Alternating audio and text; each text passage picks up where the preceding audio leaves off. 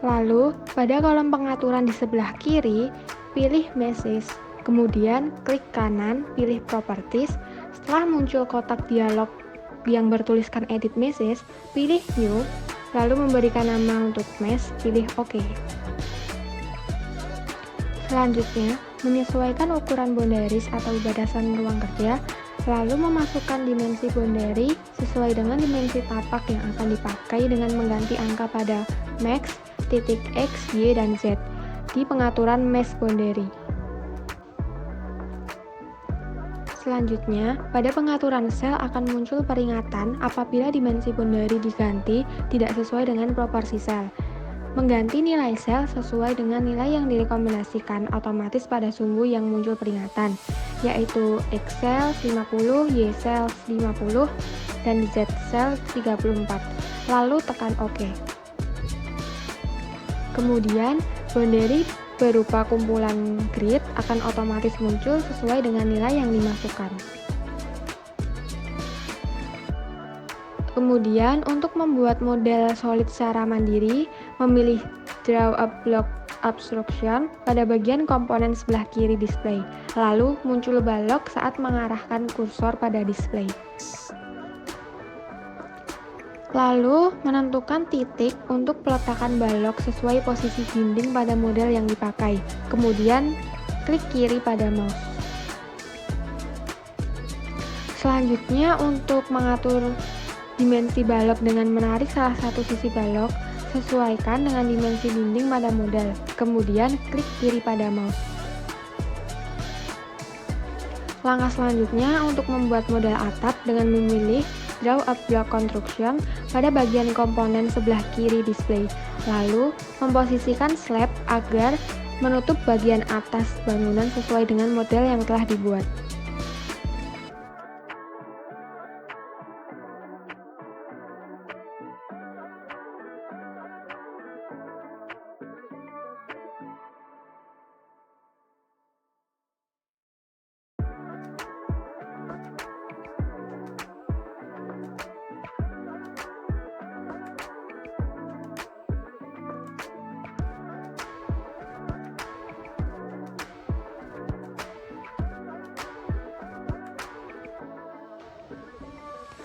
Lalu untuk membuat model lantai dengan memilih Draw a Block Construction, lalu posisikan slab menutup bagian bawah bangunan dengan posisi di bawah boundary, yaitu di bawah koordinat 0,0 bidang XY.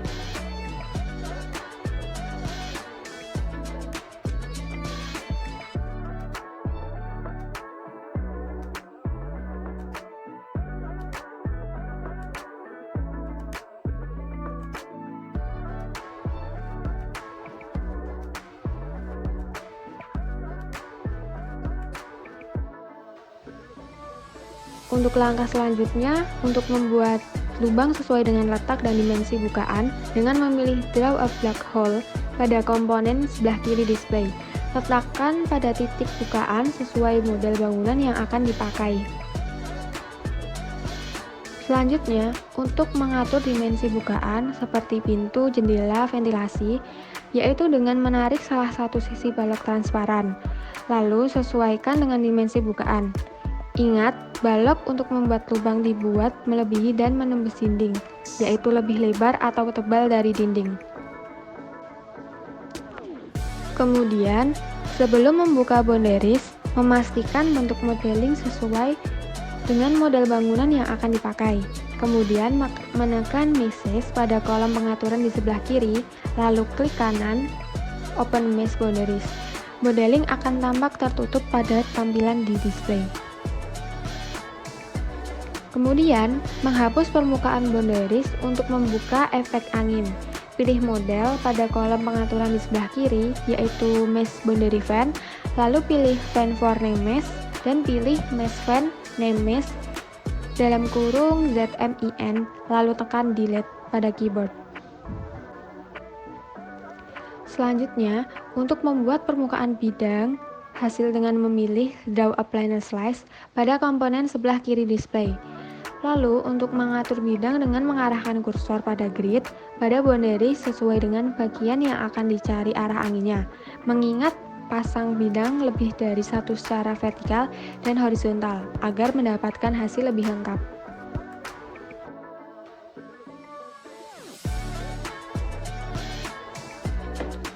Lalu, untuk melakukan set hasil slice dengan memilih result pada kolom pengaturan sebelah kiri.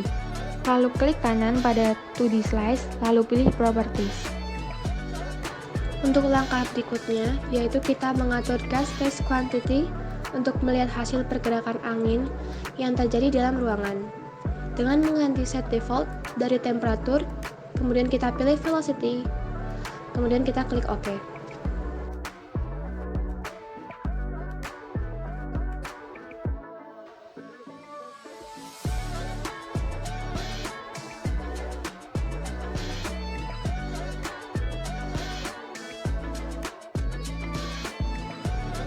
Selanjutnya, kita dapat mengatur simulasi dengan menekan analisis pada bagian ribbon atas, kemudian kita klik Simulation Parameter, kemudian kita menambahkan judul simulasi, lalu mengatur waktu simulasi pada pengaturan time dengan set start time dan end time sesuai kebutuhan kita.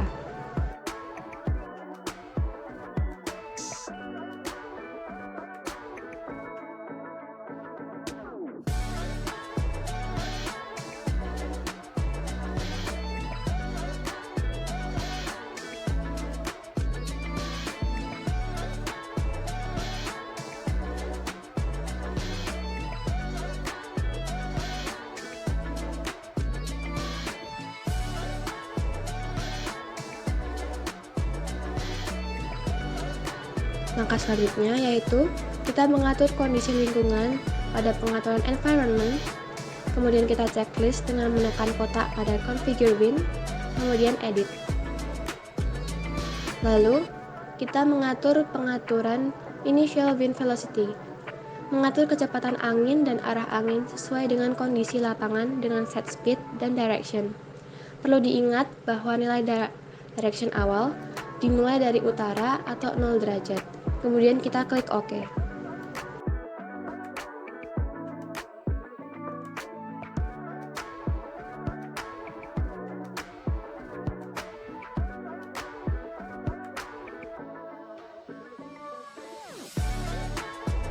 Langkah selanjutnya yaitu memasang titik penerima dengan menambahkan new thermocouple pada ribbon device untuk mengetahui nilai spesifik pada titik tertentu.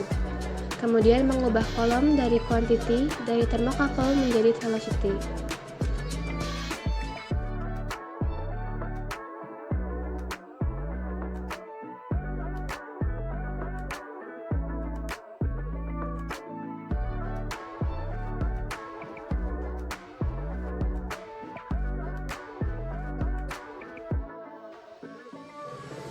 Lalu, mengatur posisi titik penerima dengan mengatur titik koordinat pada kolom location, dan mengatur arah penerima dengan mengatur titik koordinat pada kolom orientation, sesuai dengan sumbu X, Y, dan Z.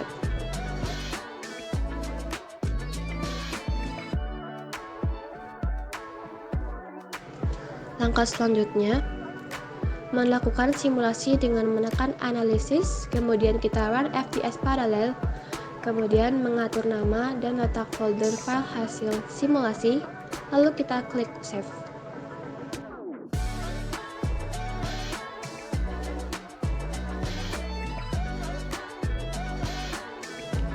Lalu kita menunggu hasil simulasi. Kemudian, checklist show result when finished apabila ingin memunculkan hasil simulasi setelah run selesai secara langsung.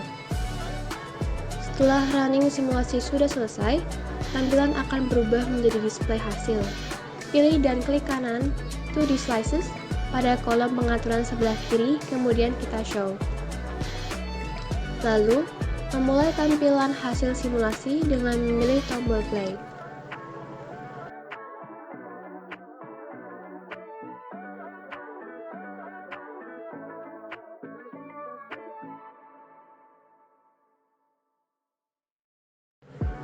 Kita mendapatkan nilai titik penerima dengan membuka file, nama file ViroSim yang sudah diberi nama, kemudian underscore DEVC.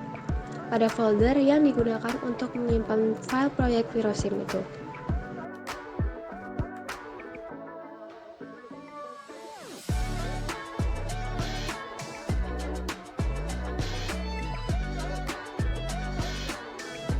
Lalu, kita dapat melihat nilai spesifik pada hasil simulasi dari nilai titik penerima melalui aplikasi Microsoft Excel. Langkah selanjutnya, mengatur data pada Microsoft Excel, yaitu dengan melakukan blok pada kolom A, kemudian kita pilih text to column pada ribbon data, kemudian pilih delimited, kemudian kita next pada menu pilihan pengaturan.